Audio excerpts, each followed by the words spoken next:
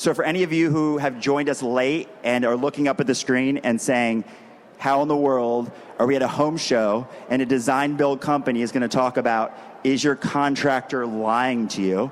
It is because if you read the little print below, my name's Dan Crum. I'm an ex-CIA polygraph examiner. I wrote a book called Is He Lying to You? It's in 23 languages. And for those of you wondering why it says, is he lying to you versus she or someone else?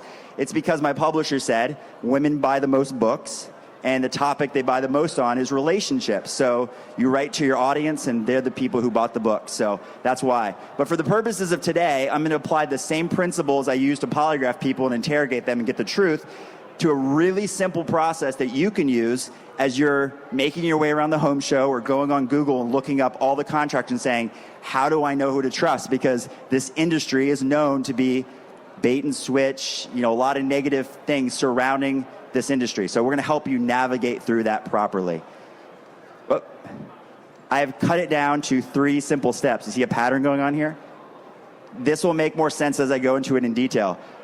First step, do your searches, get a bunch of business cards, talk to a bunch of people. Before you invite anybody out to your home, qualify them on the phone. And the way you do that, you're going to ask them questions. I'll go over. It's called the buying criteria checklist. Once you've qualified down to the right companies, you invite them into your home for a consultation. Then you're going to ask them certain questions before they do their presentation. I call them win questions. It'll make more sense in a second. After their presentation, you're going to ask them more of these win questions. You'll see what those are. And then you'll be able to know if this is a credible company that you should be considering working with. You see that domain at the bottom? www.ciamethod.com. If you go there, all of the slides, this presentation, and all the questions and stuff I'm going to go over are there for a download. You can just download them. You don't need to take a picture of the screen or take notes or any of that kind of stuff. This is the list, the buying criteria checklist. I'm not going to read it to you. I can't even read it myself. It's too much fine print up there.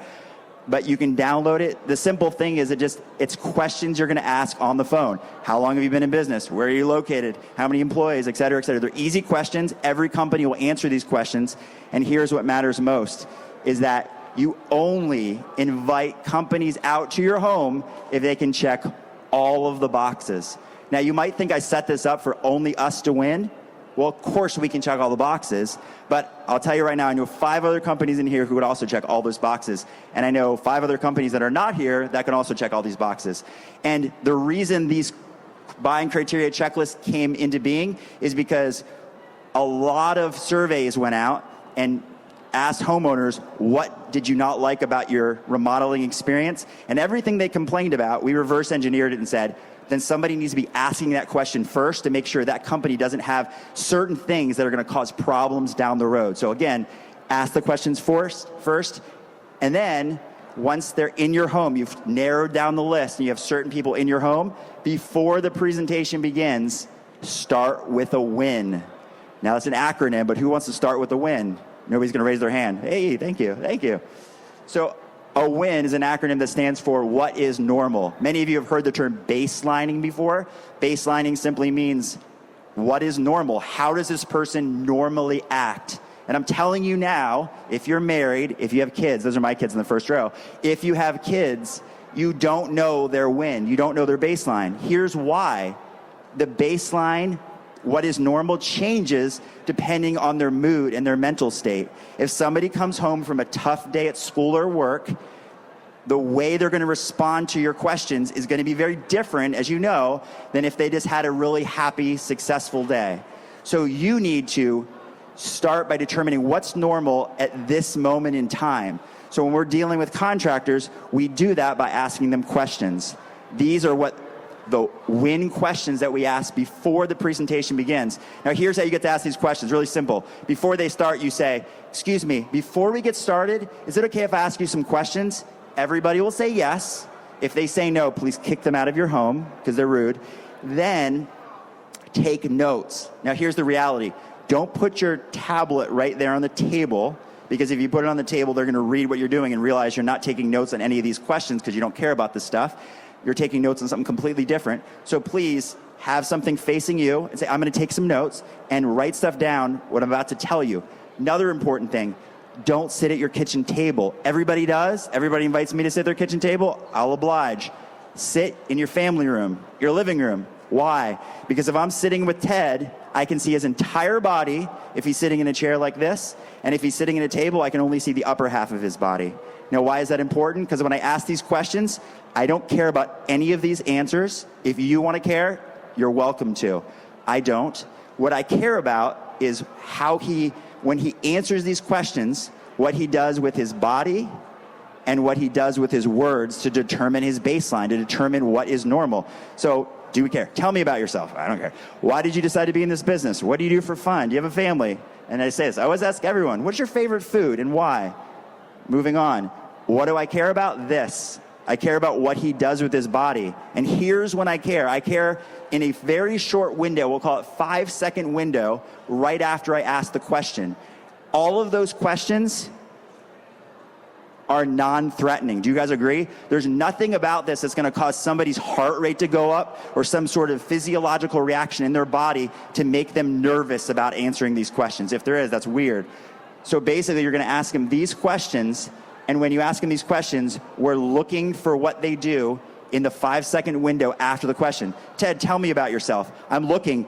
Does he gesture? Does he suddenly cross his legs or does he uncross his legs? Does he always lean forward to speak or does he lean back to speak? Does he look up, down? Does he look me right in the eye?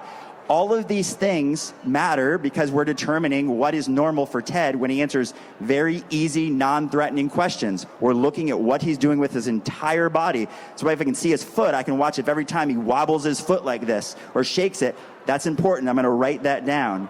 Now, I'm asking him, how many questions is that? 1, 2, 3, 4, 5. You can ask more than that, but you will see a pattern. There will be a pattern that will emerge. You'll say, oh my goodness, he always does this. He gestures with his right hand every time. He looks up for a second, thinks, and he looks at me. You will see the pattern emerge, and you'll take note of it.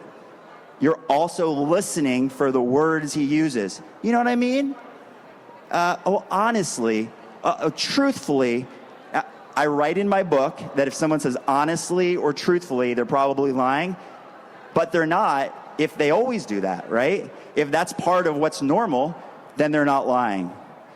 So I want to find out in these really easy questions if he says stuff like, well, honestly, truthfully, you know what I mean?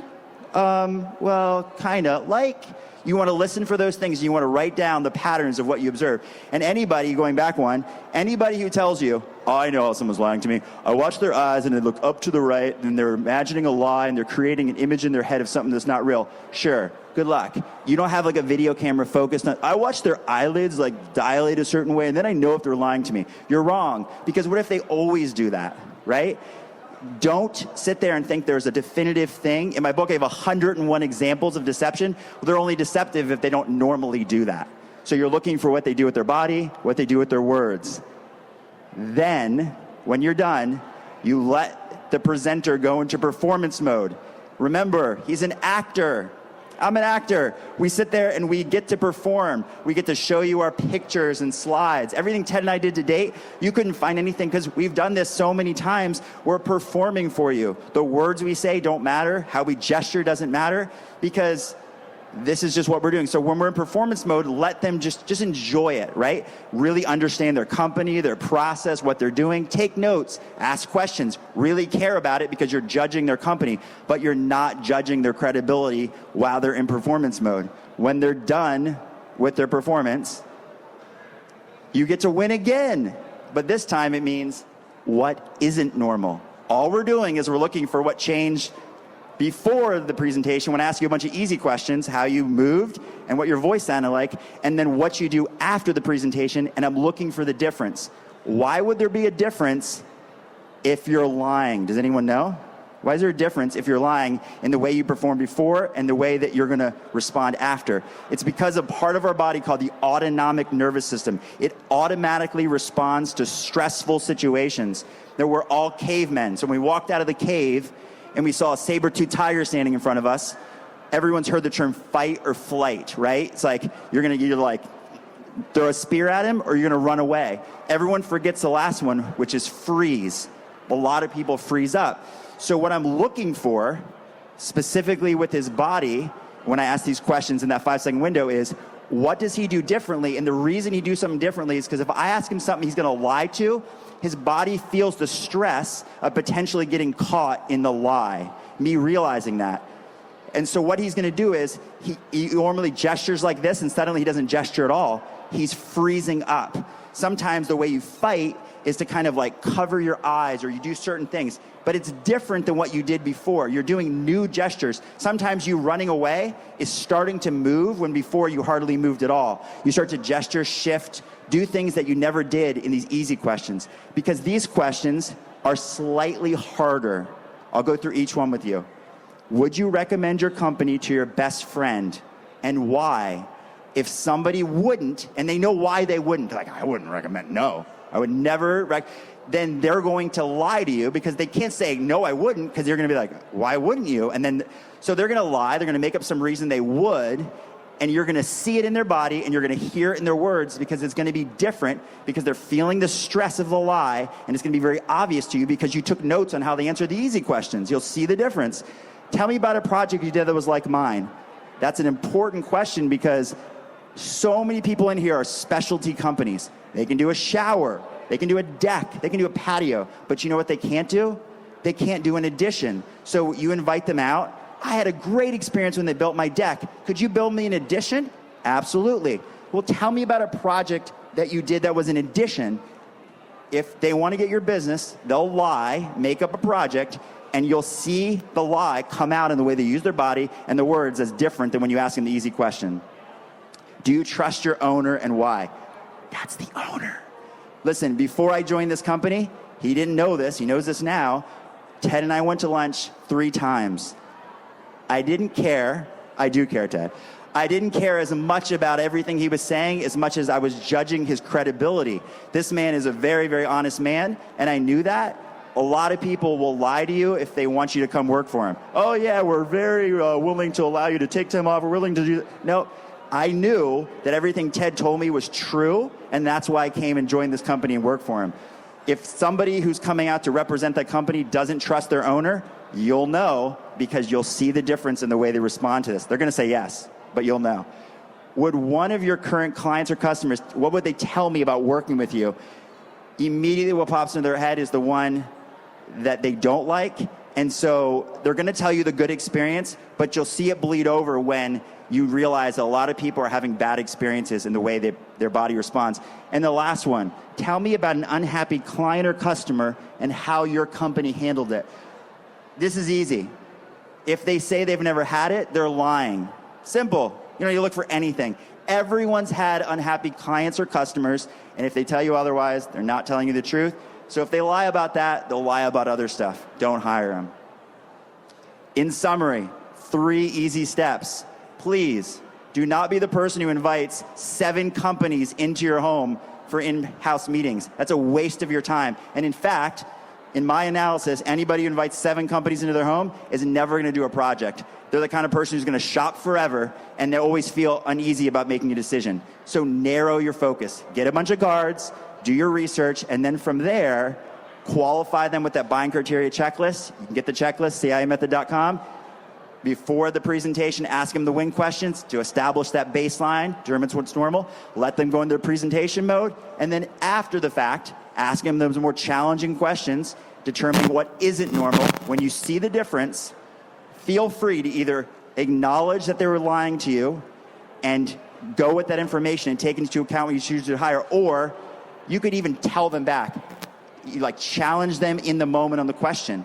See how they react and respond to that. You get to decide. But either way, please use this. I've done this presentation over 10 times, and I can tell you the reality is probably 5 people have ever downloaded all this stuff and really used it. So be real. How many of you will ever download this information and then actually use it? 1, 2, 3, 4, 5. Great. We'll see. All right? Because I'm going to know who goes there and downloads this information. We'll ask you your name and email. I won't spam you, by the way. But if you'd like to hire us for a project, go to designhelp.info and schedule a conversation.